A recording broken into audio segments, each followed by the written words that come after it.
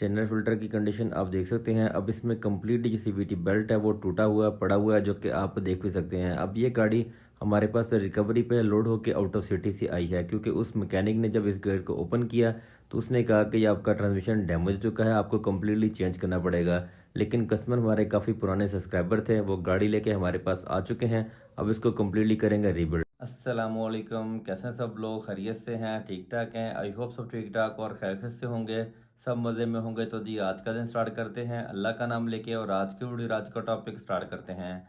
तो आज का टॉपिक हमारा होने वाला जी होंडा सिविक का 2021 मॉडल गाड़ी के ऊपर, और गाड़ी का हम क्या काम कर रहे हैं। गाड़ी मेरे पास आई है सीवीटी ट्रांसमिशन की प्रॉब्लम के लिए। कस्टमर बता रहे हैं कि हम अपनी गाड़ी आउट ऑफ सिटी से रिकवरी पे लोड करके लाए हैं, लेकिन हमारी गाड़ी का जो सीवीटी ट्रांसमिशन है वो डैमेज हो चुका है। हमने अपने शहर में गाड़ी दिखाई थी किस मैकेनिक को, उन्होंने बोला कि ट्रांसमिशन आपका डैमेज हो चुका है, आपको ये ट्रांसमिशन चेंज करना पड़ेगा। लेकिन कस्टमर हमारे काफ़ी पुराने सब्सक्राइबर भी हैं, उन्होंने बताया कि हमने आपकी काफ़ी सारी वीडियोस देखी हुई थी जिन्होंने जिसमें आपने सीवीटी ट्रांसमिशन ओवरऑल किया हुआ है। तो इसीलिए गाड़ी लेके हम आपके पास आ चुके हैं। तो आप हमारी गाड़ी को बिल्कुल टन बाय टन करके हमें डिलीवर कर दें। तो सबसे पहले गाड़ी के ऊपर चलते हैं, कंप्लीट डिटेल आपको शेयर करते हैं कि ट्रांसमिशन के अंदर कौन सा पार्ट डैमेज हुआ है, वो कंप्लीट डिटेल आपको स्टेप बाय स्टेप शेयर करते हैं। उससे पहले अगर आप हमारे चैनल पे नए हैं, चैनल को सब्सक्राइब, लाइक और शेयर जरूर कर लें, साथ साथ बेल आइकन दबा लें ताकि नेक्स्ट आने वाली वीडियो जो ब्लॉग है इससे कल तब तक पहुंचते रहें। तो बिना टाइम वेस्ट के चलते हैं गाड़ी के ऊपर, गाड़ी को कंप्लीट डिटेल्स आपको शेयर करते हैं।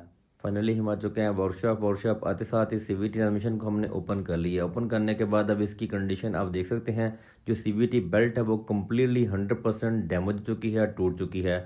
अब ये गाड़ी हमारे pass out of city Sargodha से रिकवरी पे लोड होकर आई है, क्योंकि कस्टमर कह रहे हैं कि वहाँ हमारी गाड़ी में ये प्रॉब्लम आई है। तो हमने किसी मैकेनिक से ट्रांसमिशन ओपन करवाया, तो उसने बोला कि आपका गियर डैमेज हो चुका है, आपको ये कम्प्लीटली चेंज करना पड़ेगा। तो वो कस्टमर हमारे काफ़ी पुराने सब्सक्राइबर भी थे, हमारी वीडियोस भी देखते थे, इसीलिए वो गाड़ी रिकवरी पे लोड करके हमारे पास लेके आ चुके हैं। अब इस ट्रांसमिशन को हम कम्प्लीटली करेंगे रीबिल्ड। रीबिल्ड कैसे करेंगे, कौन कौन से इसके पार्ट चेंज करेंगे, वो कंप्लीट डिटेल अपने व्लॉग के अंदर हम आपको साथ साथ शेयर भी करते जाएंगे। ट्रांसमिशन की कंडीशन मैंने आपको दिखा दी है। अब ये कंप्लीट जो सीवीटी बेल्ट है, जो कि मैं आपको ट्रांसमिशन के अंदर जब नई वाली फिट करेंगे वो आपको दिखा भी दूंगा। अब ये वाली बेल्ट बिल्कुल टुकड़े टुकड़े हो चुकी है। गाड़ी हमारे पास कौन सी है?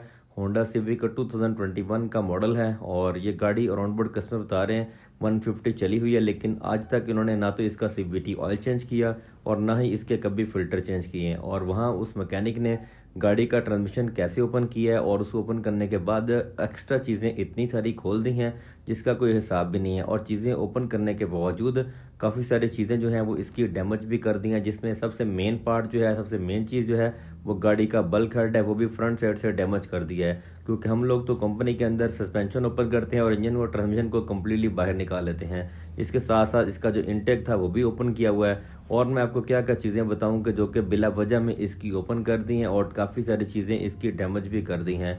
इंजन की कंडीशन मैंने आपको दिखा दी है। अभी चलते हैं ट्रांसमिशन के ऊपर। तो फाइनली ये ट्रांसमिशन को हमने कम्प्लीटली ओपन कर लिया है। सारे इसके पार्ट आप देख सकते हैं। ये इसका जो ऑयल पैन है सीवीटी का, इसके अंदर भी सीवीटी बेल्ट के टुकड़े पड़े हुए हैं। और इसके बाद इसका जो सीवीटी सेंसर है, जो कि इसके मेन शाफ्ट के ऊपर लगता है, उसकी कंडीशन में आपको दिखा देता हूँ कि उसकी कंडीशन कितनी बुरी है। मतलब यह है कि वो सेंसर बिल्कुल फ्रंट साइड से ऐसे टूटा है जैसे खुद किसी ने जानबूझ के उस सेंसर को तोड़ा हो। और इसके फ़िल्टर वगैरह मैंने आपको दिखा दिए हैं, और इसका मेन फ़िल्टर जो था मैंने आपको दिखा दिया है। इसका वार्म फ़िल्टर मैं आपको दिखा देता हूँ। ये इसका सेंसर है। इसकी कंडीशन आप देखें कि इसको ऐसे लग रहा है देखने में जैसे जानबूझ के किसी ने तोड़ा हो। अब ये सेंसर हम चेंज करेंगे। देखें, बहुत सारे लोगों के माइंड में यह सवाल है कि हम गाड़ी का सीवीटी ऑयल चेंज करेंगे तो हमारा ट्रांसमिशन डैमेज हो जाएगा, हम फ़िल्टर करेंगे। देखें, सिंपल सी लॉजिक आप अपने दिमाग में बैठा लें कि जब आप अपनी गाड़ी का इंजन ऑयल चेंज करते हैं तो इंजन ऑयल के साथ आप उसके फ़िल्टर क्यों चेंज करते हैं। इंजन ऑयल सबसे मेन बात है कि क्यों चेंज करते हैं, इंजन की लाइफ ज़्यादा हो। इंजन ऑयल के फ़िल्टर हम इसलिए चेंज करते हैं ताकि ऑयल हमारा अच्छा चले और इंजन हमारा ख़राब ना हो। सेम लाइक सीवीटी ट्रांसमिशन भी वैसा ही है। आपने इसकी जो माइलेज है 40,000 किलोमीटर, उस पर आपने इसका सीवीटी ऑयल चेंज 100% करना है, और 80,000 किलोमीटर के ऊपर आपने इसके जो सीवीटी फ़िल्टर हैं वो 100% चेंज करने हैं। तो मैं आपको गारंटी से कह सकता हूँ किसी भी गाड़ी का ट्रांसमिशन डैमेज नहीं होगा। तो फाइनली ट्रांसमिशन को हमने ओपन कर लिया था। अब इसकी हाउसिंग वगैरह जो थी उनको अच्छे तरीके से वॉश वगैरह हमने कर लिया है। करने के बाद अब इसकी जो फिटिंग है वो हमने करने वाला काम स्टार्ट कर दिया है। अब इसकी फिटिंग हम कैसे करेंगे, कौन कौन से पार्ट चेंज करेंगे, वो कंप्लीट डिटेल में अपने व्लॉग के अंदर आपको शेयर भी करते जाऊंगा। ये दो इसके सीवीटी ड्रम हैं, इनको भी अच्छे तरीके से वॉश करेंगे। वॉश करने के बाद इनके ऊपर सीवीटी जो बेल्ट है वो नई वाली फिट करेंगे। वो कैसे करेंगे वो साथ साथ मैं आपको दिखाता भी जाऊँगा, क्योंकि बहुत सारे लोगों ने बहुत सारी मार्केट में ऐसी बातें बनाई हुई हैं जो कि बेफजूल बेबुनियाद बातें हैं। वो कहीं पे भी कोई भी ऐसी लॉजिक नहीं है। ये सीवीटी बेल्ट हमारे पास आ चुकी है, इसकी कंडीशन आप देख सकते हैं। सीवीटी बेल्ट होंडा देता नहीं है, मार्केट से ही लेनी पड़ती है, लेकिन हम कस्टमर की मर्ज़ी से ये सारा काम करते हैं। और इसकी कंडीशन आपको मैंने दिखा दी है, लाइक बिल्कुल ब्रांड न्यू कंडीशन की सीवीटी बेल्ट है। मार्केट में ये सीवीटी बेल्ट भी मतलब 70 किस्म की हैं, कोई चाइना की बेच रहा है, कोई किस तरह की है, कोई किस तरह की है, लेकिन हम लोग जेन्युइन ही इस्तेमाल करते हैं जो कि ट्रांसमिशन से निकली होती है। और उसकी कंडीशन पे हम डिपेंड करते हैं कंडीशन कैसी है। जो बिल्कुल जेन्युइन और ब्रांड न्यू कंडीशन की होती है वो हम गियर के अंदर फिट कर देते हैं। तो सीवीटी भी जो ड्रम थे उनको अच्छे तरीके से वॉश करने के बाद सीवीटी बेल्ट हमने उसके ऊपर फिट कर दी है, जो कि आप देख भी सकते हैं। इसके बैरिंग वगैरह बिल्कुल ठीक हैं, लेकिन जो बेल्ट इसकी टूटी है उसने इसकी जो पुलियाँ हैं उसको हल्का फुल्का डैमेज तो किया है, लेकिन फिर भी हम इस ट्रांसमिशन को बिल्कुल 10/10 कस्टमर को ओके करके गाड़ी में फिट करके देंगे। तो अब इसकी फिटिंग वाला काम स्टार्ट करते हैं और साथ साथ आपको भी शेयर करते जाएंगे। देखें, बहुत सारे लोग ऐसे भी मार्केट में बैठे हुए हैं जो कि कहते हैं कि गाड़ी का ठंडा करके सीवीटी ऑयल चेंज करना चाहिए। हम रेगुलर रूटीन में मतलब अगर हमारे पास 100 गाड़ी आ रही है तो हम 70 गाड़ी का सीवीटी ऑयल चेंज कर रहे हैं। इस तरह तो 70 गाड़ी का ही सीवीटी बेल्ट टूट जाए। ये बेबुनियाद बेफजूल बातें हैं। अगर आपसे कोई बंदा ये सवाल करता है कि सीवीटी ऑयल ठंडा करके चेंज करना चाहिए, तो उसको आप सवाल ज़रूर करें कि ये कौन सी लॉजिक है और किस जगह पर यह चीज़ लिखी हुई है, ताकि हमें भी थोड़ा सा नॉलेज मिल जाए, हमें भी थोड़ी मतलब इल्म में इजाफा हो जाए। हम भी किसी को कहने वाले हों कि हाँ जी फ़लानी बुक के ऊपर, फ़लानी किताब के ऊपर, फ़लानी जगह पे हमने ये पढ़ा है कि सीवीटी ऑयल इस तरह चेंज करना चाहिए। देखें, किसी को गलत गाइड नहीं करना चाहिए। मैं तो यही कहूँगा, जो बेबुनियाद बातें हैं मैं उसके ऊपर ज़रूर बात करूँगा। और हमने कितने ट्रांसमिशन ओवरऑल कर ली हैं और मैंने अपने सब्सक्राइबर अपने भाइयों को हर चीज़ डिटेल में शेयर भी की है। तो ट्रांसमिशन के अंदर हमने जो सीवीटी बेल्ट था वो फिट कर दिया है, सीवीटी ड्रम भी फिट हो चुके हैं।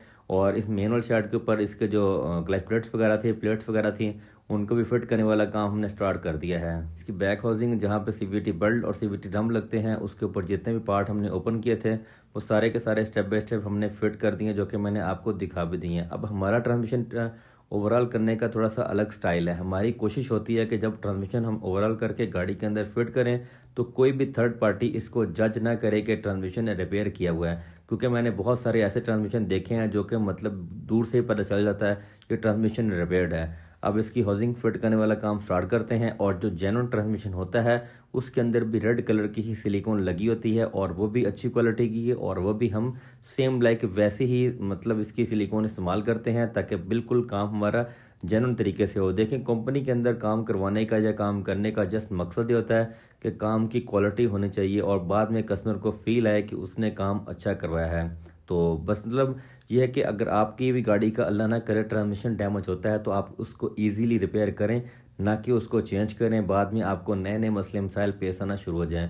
बैक वाली हाउसिंग जो थी हमारी फिट हो चुकी है। बैक हाउसिंग फिट करने के बाद मेन हाउसिंग जो है उसको भी संभल करने वाला काम स्टार्ट करते हैं, क्योंकि इस साइड के ऊपर जितने भी पार्ट हमने ओपन किए थे जिसमें डिफरेंशियल बाकी चीज़ें थी वो कम्प्लीटली हमारी फिट हो चुकी हैं। और मार्केट में आपको मैं छोटी सी एक बात और बता देता हूँ कि लोग काफ़ी सारे होंडा सिटी जो है उसका भी ट्रांसमिशन होंडा सिविक के अंदर फिट कर रहे हैं। जस्ट आपने एक हाउसिंग उसकी चेंज करनी है, आपका transmission grip to grip bolt on fit हो जाता है। बाद में होगा क्या, आप अगर खुद गाड़ी को समझते हैं, इस लॉजिक को समझते हैं, तो आपको आइडिया हो जाएगा कि 1.5 इंजन के लिए ट्रांसमिशन और होगा और 1.8 इंजन के लिए ट्रांसमिशन और होगा। अगर आप सोचें कि 1.5 या 1.3 वाला ट्रांसमिशन आप 1.8 के अंदर फिट कर देंगे और आपकी गाड़ी बिल्कुल ठीक चलेगी, ऐसा कभी भी नहीं होगा।